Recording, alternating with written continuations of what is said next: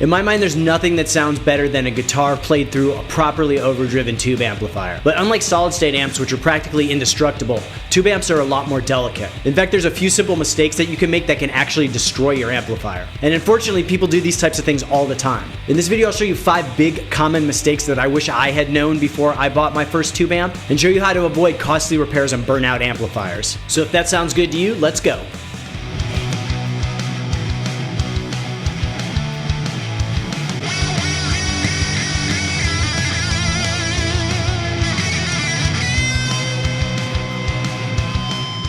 Alright, the first mistake is one that I've made and that I've seen countless people make, and that's improperly turning off and on your vintage tube amp. So you may have noticed that on your amp you have a power switch and a standby switch. And while there's a lot of argument about whether or not the standby switch is still needed today, and a lot of modern tube amps don't even have a standby switch, practically every vintage tube amp has both. And the reason for the 2 switches is to prevent the burning out of the electrical components. So we always want to switch the power switch on first while leaving the standby off. And this allows your tubes to warm up before the full voltage gets applied to the amp and you're ready to play. So when you're getting ready to play and powering up your amp, you're going to switch the power switch on first, and then you're going to wait at least 1 to 2 minutes before turning the standby switch on. So the first thing I do before I start playing is I turn the power switch on my tube amp, then I'll go set up my guitar, tune, and get ready to play. And when I'm ready to play, I'll go switch that standby switch on. And again, a lot of people argue whether or not the standby switch is even needed these days, but in my mind, it's better to be safe than sorry. And then when you're done playing, we want to do the process in reverse. So we're going to leave the power switch on,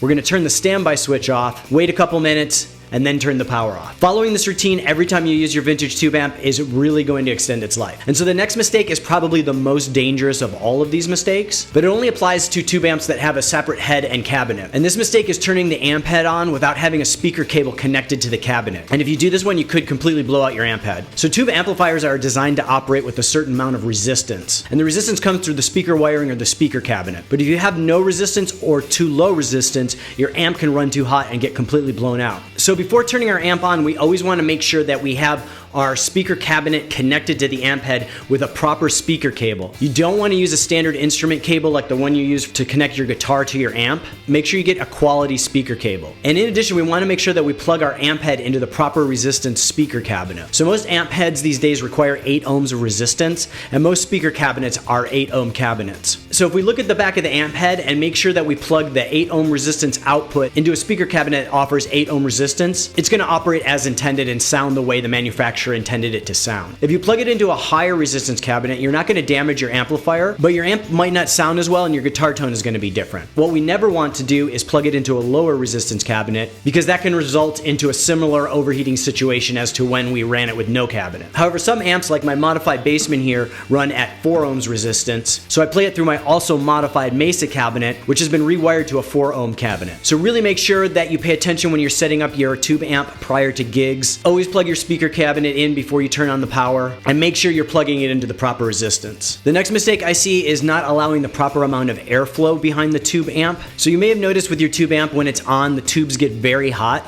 And in order to operate properly, the tube amps need to be hot. But if they're put in a situation where they get overheated, it could destroy the tubes and the amp. And one of the ways tube amps get overheated is when people jam the heads up against the wall. So you may notice on most tube amps, the back is either open or has vents. And a lot of tube amps will even have vents on the front. And one of the main reasons for this is to allow airflow into the amp to cool off the tubes so that they don't overheat. So if you push your amp head all the way against the wall, it's going to prevent that airflow to come in, and the tubes could overheat and burn out, which may not only destroy the tubes, but it could also destroy other electrical components. So we always want to make sure that we have adequate space behind our amp when we are setting up at a gig or at home. And this should go without saying, but we also want to avoid stuffing stuff for storage in the back of the amp, placing drinks on top of the amp. I've seen this a million times where the guitar player sets a beer on top of his vintage tube amp and then walks over to it and bumps the cabinet by accident, and the beer tips over and fries the circuit board. So be extra careful with your tube amp, be aware of the possibility of overheating, and keep pretty much everything off of the top of it. And also make sure that your amp is properly cooled off before you start moving it. The tubes are most delicate when they're hot, and so if you start jostling the amp head around or rolling it on top of the cabinet, they're more likely to burn out or break. So when I get done playing a gig and I'm tearing down my stuff, the first thing I do is turn the standby switch off. I'll start gathering up my stuff while waiting for a couple minutes.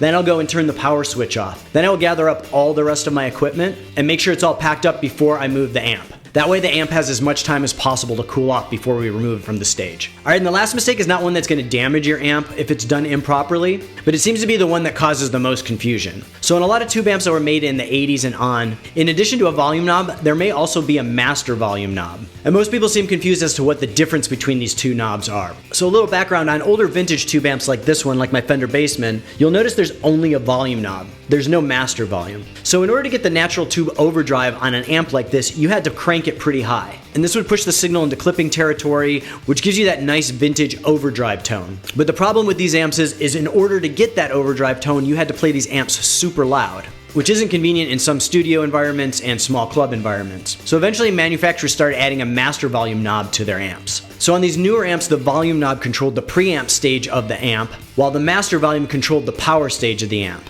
And what this allowed guitar players to do was control the amount of overdrive or breakup through the volume knob, while controlling the overall loudness of the amp through the master volume knob. However, it doesn't work quite that perfectly, because every adjustment you make to the master volume or volume knob is going to affect the tone of your guitar. So there's a few different ways you can go about this, but what I recommend doing is turning the master volume or the overall loudness of your amp up to about the level you want to play at, and then gradually turn the volume knob up until you reach the amount of overdrive or saturation that you want. Now, depending on your amp, this is going to either subtly or massively increase the overall volume of your amp. So now we're going to go back to the master volume knob and turn it down to the overall level or loudness that we want it to be at. Again, this is going to change the overall tone of the amp, but from here on out, you should only need some small tweaks to the volume knob to get the amount of saturation you want, and then again to the master volume until you get the overall loudness you want. The key is to find that sweet spot of saturation that you need using the volume knob, and then use minor adjustments to control the overall loudness. Now in some more modern amps like Mesas, they actually have a knob that's called gain, but it basically works the same as the volume knob. It controls the amount of overdrive or distortion that you have, while the master volume or volume knob controls the overall loudness.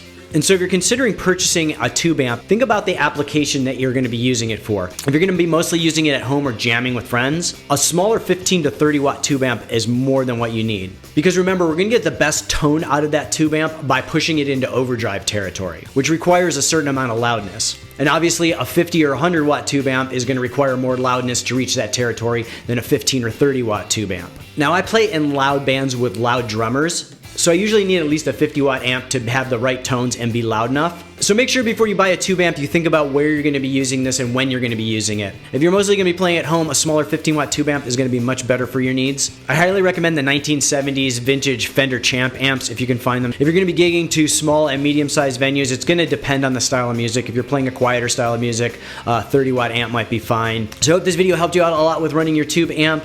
Remember to like and subscribe, and check out my website scottobryanguitar.com. I have my beginner guitar course up there right now. It's a 10 video course that takes you from scratch, like never having played guitar before, all the way up to rock and roll proficiency with some fun songs to learn along the way. And I'll see you guys next time.